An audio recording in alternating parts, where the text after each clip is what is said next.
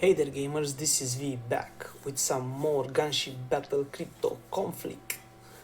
In this video I like to talk about silver trade and its benefits, and people might not use it as much, but here is why you should have one ship at least every single day you're online to do silver trade, not only on silver trade event, every time. So besides the fact that silver, it's quite important to obtain any other resources from here through black market, you can do so many things with it. And I will give you the best example if you didn't know, which has you can convert the lower blueprints to higher amounts of blueprints. So basically these normal blueprints, I can convert them to higher one with just silver, as you can see on here. So for 58 of those I get 19 suitcases, which will give me a chance to get more blue ones, rare ones, and from the rare ones you can go to epic ones, and from the epic ones you can make to go to the legendary blueprints, which is quite useful. Also, you need for crafting a lot of silver involved, but now let's show you how. So this is my ship, just arrived on here, so I'll make profit on this one. Now the problem is, if you see on the bottom the trade storage capacity, this goes, and I have occupied 35 because I have a ship in the base which needs to sell. So it's according to the trade warehouse, and it starts from level 18 probably when you reach the Milico side, and when you have the max trade capacity 66% for trading, it means you can do up to 2 sea wolves. You can do 2 sea wolves at the same time. The moment when you try to send another fleet, you won't have enough capacity to make trade with it. And it goes, this is for 2 sea wolves, and if you reach up to 25 HQ, you can have the destroyer, which mine is level 24 at the moment, and I can use 2 destroyers to get them to the max capacity, which they have 40k, and I could do it since 22, but I didn't have destroyers at 22. Anyway, now it's 24, and I can do up to 95, which for me it's perfect, because I'll explain you why. When it's silver day event, to maximize your trade outcome, you will go for 2 destroyers, and they'll provide you up to 80k. And for 2 destroyers, you can buy the maximum, the highest amount of silver here. As an example, the hybrid engine on this particular city is the highest. So when I have 34, the moment I get the highest, I have up to 77. It can be the same with this one, but the purchase of silver will be less, and the profit also will be less. But the moment when you do on high amounts, you just stick with the high amounts. And now, for them not to meet each other, when you have multiple sailors for trade, you don't need to buy the same image, because or you can check the trade route every single time you buy one. So after I'm buying this one, I know is going to Hamburg. The next ship that I have, wherever I am, I have to make sure that they are not going to the same city, Hamburg, because the moment you buy it, it will be here on sale. Let me show you. After I buy it, I already sent it. Why did I send it? Anyway, no, not this one.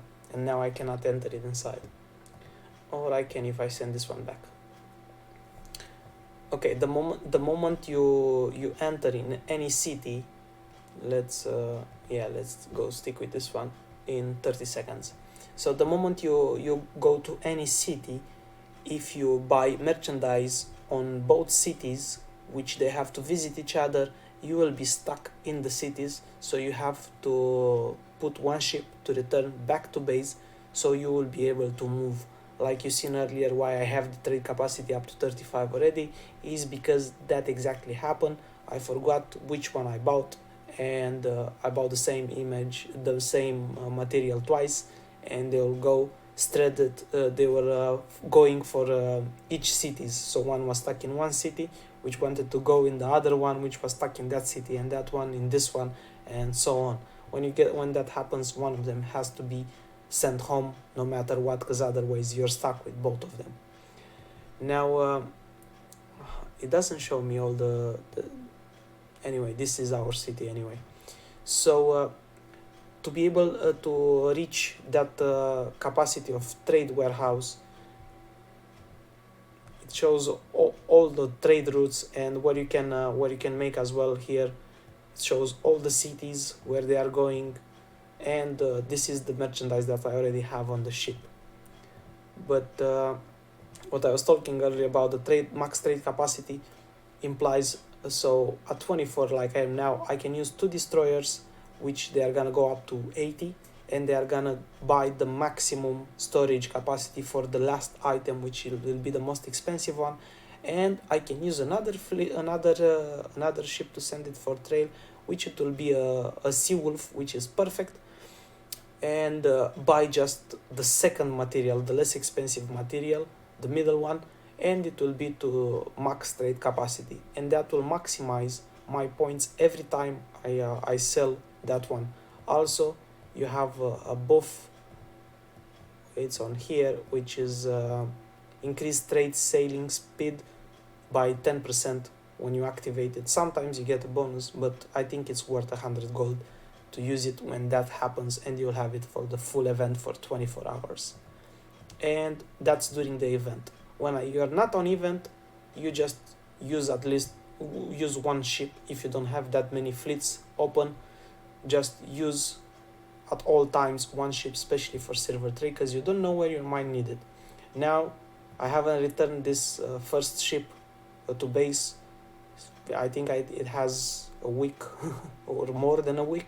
If I return it back to base, I'll probably have about 4 million silver just from this ship. I returned the other two, which I did them just to participate, to make more points, and I made about 3 million, and I spent.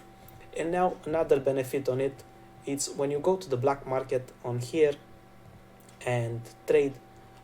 For me, silver and food are the easiest one to make, but silver, everything costs, it shows just a small amount of silver, and because of that I'm paying silver for literally anything I can possibly find on here. Now the second one, I will pay food for anything else but besides silver. So I won't buy silver with food, but I will buy oil or iron. You have to categorize them in a importance order.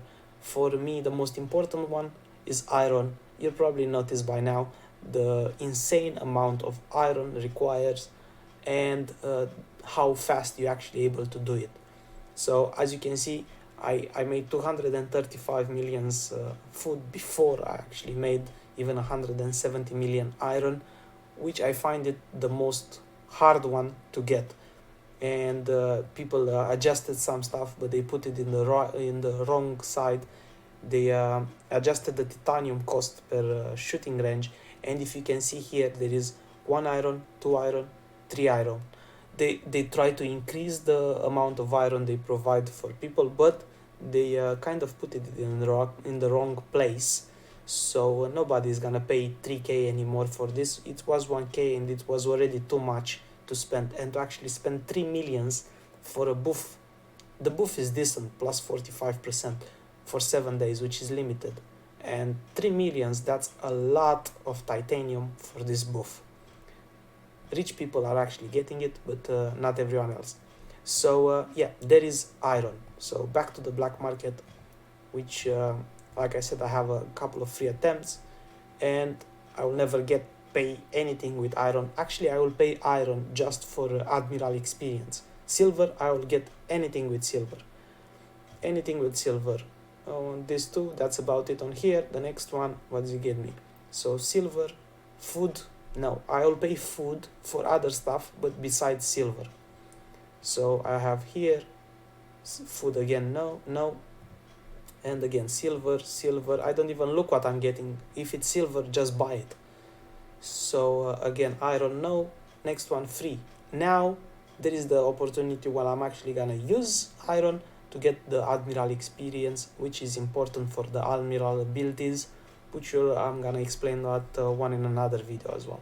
So I'm gonna get that silver. Definitely you wanna get iron, silver. Now in this situation I will pay food for oil, because oil is harder to get than actually food. Food is the easiest one to get, to be honest, so I will pay food for that. These options, no. Next one, free.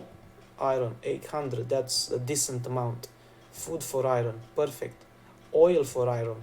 Now I'll go for oil for iron as well, because the iron, like I said, is the most important one for me and is the hardest to actually get it.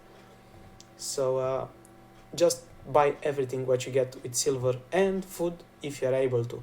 So these are the benefits for silver trade, where you can buy a lot of stuff with silver. And don't forget, silver is used, I said it before, to convert the blueprints, which you can upgrade your jets quite faster by making the, let's give you an example. So I'm 3.2k to convert and get 8 of those. So I just converted the epic ones, and out of 8 do I get any legendary? And I got 2 legendary, 1 RFM and 1 AC trend. Is that easy? I don't know if it's based on events and it's gonna last or is not, because I remember before when we started we didn't get those rewards for converting. So that's why silver, it's quite a big deal. So keep it. And now let me show you my rank on silver trade. I'm keeping my ship on silver at all times.